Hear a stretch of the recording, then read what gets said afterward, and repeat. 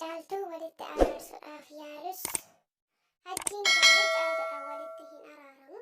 Ija isheetu arguu hin barbaadu jechuudhaan abdii waliin lola cimaa keessaa waliin galanii abdii fi hajjiin wal lolanii tiyyee jiru jechuudha. Hedduu nama gaddisiisa. Egaa akkasumas obboleettiin keenya Ganniin akkuma beeknu biyya Arabaatirraa gara biyyaa deebite biyya keessatti hojjechaa yuutuubii hojjechaa kan jirtu yeroo ammaa kana keessatti jechuudha. Guyyaa kaleessaa manni kee zarafamee jira jedhaniiti itti himaniiti jiran jechuudha. Yeroo isheen bakka hojii deemtee jirtutti manni kee zarafamee jira jedhanii bilbilanii itti himan jechuudha. Kanaaf Ganniin dhuguma manni ishee jalaa saamame moo maalidha kan jedhu akkasumas immoo erga itti bilbilanii itti himanii Ganniin maal taate kan jedhu hanga xumuraa qophii keenyatti yoo nu waliin turtan kan dhaggeeffattan kan dhageessan ta'a jechuudha. Egaa turtiin keessan nu waliin haa ta'u isinin jenna. Ashamaa harka fuunee hordoftoota Masiyaarsiituuf jirra jirtu bakka jirtanitti nageenya waaqayyoo isiniif haa baay'atu. Warroonni chaanaala kanaaf haaraa taatan sabiskiraayib gochuun gara maatii kootti dabalamaa. Warroonni maatii koo taatan hordofaa jirtan guddaa galatoomaa isinin jedha. Egaa guyyaa har'aatis odeeffannoo lama qabannee dhufnee jirra jechuudha. Hanga xumura qophii keenyatti nu waliin turan affeerraa keenya.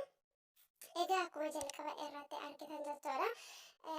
Abdiin hajjii fi caaltuu walitti araarsuudhaaf gara mana hajjii deemee ture. Haa ta'u malee garuu hajjiin hin araaramu jedheeniiti kan inni abdii walii wal lole jechuudha. Egaa abdiin akka jedheenitti jechuudha. Caaltuu gara mana hajjii fuudhee deemee caaltuu kifilii tokko keessa ishee teechise.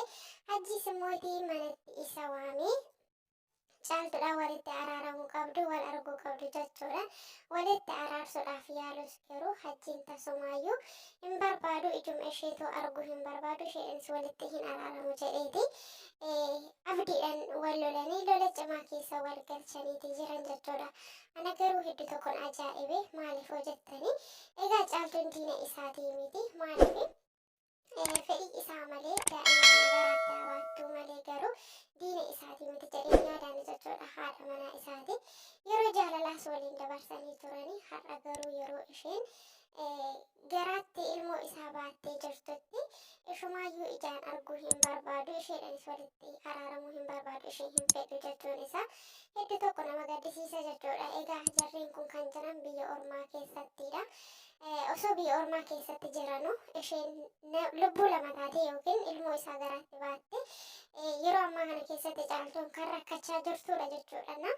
Waan baay'ee hedduu tokko nama gaddisiisudha. Maaliif akka araaramuu didellee ana hedduu tokko gaafii natti ta'e jechuudha. Akkasumallee abdii fi caaltuun isin wal agartanii waliin haasoftanii waa'ee caaltuun maal sitti haasofte jedheetii na gaafata hajjiin jedheetiidha kan jiru jechuudha. Egaa namni waa'ee nama tokkoo nama gaafatu nama san ni jaalata yookiin immoo waa'ee nama sanii baruu barbaada. Namni sun keessa isaa jira jechuu argisiisa jechuudha. Asuma deebi'ee immoo yommuu isheen gara mana isaa dhufteetii araara isa waliin barbaaddu inni garuu araaramuu hin barbaadu jedheetu hajjiin kan caaltu ijaan arguu hin barbaadu jedhee ishee dide jechuudha. Baay'ee tokko nama gaddisiisa isaa dhugaa dubbachuudhaaf.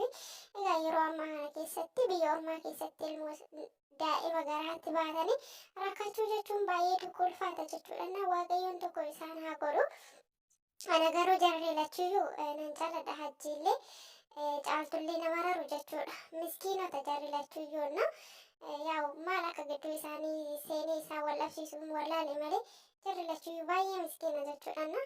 Akka walitti araaramanii tokko ta'an immoo abdii qabnaa jechuudha. Guyyaa tokko garuu haala kanaanii sababii caaltuuti walitti araaramuu diduu irratti deebi'anii abdiidha wal loluun isaanii garuu hedduu na gaddisiisana jechuudha. Maaliif abdiin isaan lamaan tokko godhuudhaaf jecha malee isaan lamaan gargar baasuudhaaf miti. Yeroo baay'ee hajjii fi abdii fi caaltuun isin waliin deemtanii isinin arga jedheetii kan dubbate jechuudha. Garuu asirratti naa galuu dhabe maaliif waliin hin deeminaadha moo akkasumas namni kun walitti fidee isaan araarsuuf yommuu yaalus hin araaramu jechuun isaa waan baay'ee tokko garaa nama aggaabba'uudhaaf jechuudha. Naannoo takkanaa galuu waan dideedhaaf kanaaf waaqayyoon tokko isaan haa godhu isaan jechuu jaaladha jechuudha. Egaa gara viidiyoo koo lammaffaatitti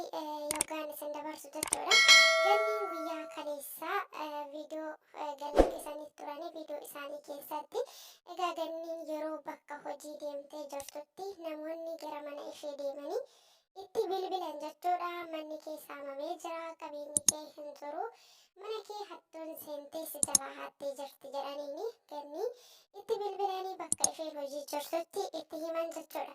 Ganniin illee baay'ee rifattee fiigichaan gara manaa dhuftee hoggaa isheen gara manaa dhufteetiyyee agartu akkuma jedhame manni akka isheen ganama sirreessitetti ishee hin eegne jechuudha. Wanti hunduyyuu bakka hin jiru. Egaa Ganni mana ishee keessa osoo hin taane mana namaa keessa jiraatte akkasumallee adaraa namaa akka of biraa qabdu maallaqa namaa namaaf geessi jedhamtee maallaqa guddaan ishee bira kaa'ameetu akka isheen manaa baatee garuu maallaqa san namaaf geessuudhaafis yeroo dhabdetti kan isheen dubbatte jechuudha. Achi keessatti garuu wantoonni na ajaa'iban tokko yoo jiraate namni tokko yoo rakkoon tokko uumame yommuu inni karaarra jiru itti himamu jechuudha. Maaliif namni sun rifaatu keessa gala waan ta'eef yoo keessa kun nama karaa deemu jechuudha. Osoo namni sun rifatee dingata makiinaa jala bu'eetu makiinaan isa rukutee balaa eenyuti kan jedhullee yaaduun baay'ee barbaachisaadha jechuudha. Kanaaf haala tasgabbii qabu namni sun erga mana dhufee booda rakkinna jiru isa hubachiisudha malee bakka namni fagoo jirutti manni kee zarafamee jira jedhanii namatti himuu jechuun hedduu tokko nama gaddisiisa jechuudha. Hedduu tokkollee nama rifachiisa jechuudha. Ganni baay'ee nama cimtuu waan taateef waan nama obsa qabduuf waan fageessite yaadduuf obsaan gara manaa geesse malee dhugaa waan hedduu takka nama rifachiisudha jechuudha. Ta'uu hin qabu. Maaliif kuni ta'uu hin qabu jechuudha. Asumaan egaa warroonni piraankii hojjetanii yeroo piraankii hojjetan namni tokko eessa jira jedhanii nama san dursa bakka inni jiru ilaalaniiti piraankii irratti hojjechuu qaban malee nama tokko fageenya irra ta'e wanta nama rifachiisu yoo itti himani namni sun garuu dhugaadha jedheeti rifaatu irratti rifaatu miidhaa irratti miidhaa ofirraan gahuu danda'a waan ta'eef jechuudha. Yeroo baay'ee piraankiin yommuu hojjetamu wanta nama rifachiisus haa ta'u malee garuu yeroo tokko namas miidhuu danda'a jechuudha. Kanaafidha Ganni haala saniin guyyaa kaleessa akkasitti piraankii ishee irratti godhanii jiranii garuu manni ishee zarafamee osoo hin taane piraankii ishee irratti godhan jechuudha. Warroonni piraankii godhanii osoo jechuun yeroo namni karaa deemu piraankii namarratti gochuun gaarii miti. Maaliif tasa osoo namni sun makiinaa jala seenee baay'ee ulfaata isa dhugaa dubbachuudhaaf jechuudha. Kanaaf Ganniin baay'ee tokko gaddite yeroodhaaf jechuudha. Maaliif meeshaa ishee indaalle lafatti jalaa jijjigsaniitidha kan ishee eegan jechuudha. Adaraan namaatillee akka ishee bira jirudha kan isheen dubbatte jechoota ishee keessatti jechuudha. Maaliif adaraan namaa sirriidha hin ulfaata. Biyya keessa taa'anii birriin guddaan tokko yoo nama bira jiraate birrii san hojjetanii deebisuudhaaf hanga tokko aarsaa nama kafalchiisa waan ta'eef jechuudha. Waa hunda caalayyuu Ganniin kan ishee gaddisiise yoo jiraate adaraan namaa ishee bira jiraachuu isheetti kan hedduu tokko gadditee boossee jechuudha. Kanaaf guyyaa kaleessa haala saniin Ganni irratti piraankii ajaa'ibaa ishee irratti hojjetaniitidha kan turani. Egaa manni ishee zarafame osoo hin taane piraankiidha kan ishee irratti hojjetame jechuudha. Haa ta'u malee garuu piraankiiwwan akkanaa kun osoo gaarii ta'ee ta'uu garuu nama rifachiisa. Tasallee nama waan hamaa keessa nama galchuu danda'a. Miidhalee namarraan gahu waan danda'u keessaa tokkodha jechuudha. Viidiyoon kiyya kana fakkaata. Viidiyoo itti aanu waliin turtiin keessan haa ta'u. Marra bisitti fidanii haamsaa kana jechuudha otoo shamarran jechuudha. Algaa kan irra baadhatanii akka kunoo biyya keenyatti dubartii deettu yookaan ammoo yeroo nama awwaaluudhaaf deeman biyya keenya sireedhaan baadhatanii namaan deemanii miti gara qarbii. Osoo dubartoonni nama 10-15 marsanii akkasitti siree kanaan baadhatanii deemaniiti. Nama itti gammadu malee nayyuu miti. Dhiirummaan dabarin dhuskatti malee siree. Amsaan ol baasee hime malee dhiirri hundi akkasii taphatee kuuf nyaa taphatu achi booda waan yaaduu isaanii mucaan garaa na yaadu isa ijoollee ta'e wayina fakkaata. Mana immoo garaa na nyaatu mina isaa na baata. Ifin osoo namni koomentii ilaalchi jedhu ani onnee kee jaaladhe. Namoota hedduu hinaaffonni hedduu as jala jira akka koomatti barreessaa jiran dhuftee namni ittiin si waaman sunillee osoo namni kokkeera qabu osoo namni waa meeqanaa jiru even masjid haji wana haja sajid salanamo abba wana hati jadi abba galgalot salana jadi masjid ni nano kena masjid muhallaman me tarati takalle ergetetni birri wayiwana Gali asli. Amma fakkeenyaaf ani kanaan dura waa tokkoon sittiin. Kanaan dura amma ijoollee wayii like nu arrabsiteedhan achi suura koo galabbatan ji'a afurii dura. Baay'ee maalan isaan jedhe ani isin hin arrabsine kanan jechuu barbaadu akkasii. Garuu yoonan isin arrabse immoo yoon balleessee dhiifaman jedheeni.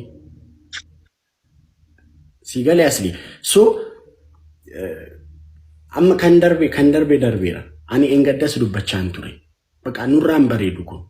Unat baay'ee jibbisiisa. Alagaan illee yeroo argu nama gammachiisu. Nama keenya tokko Oromoo tokko jibba akkasis nu gidduutti uumamuu qabuna.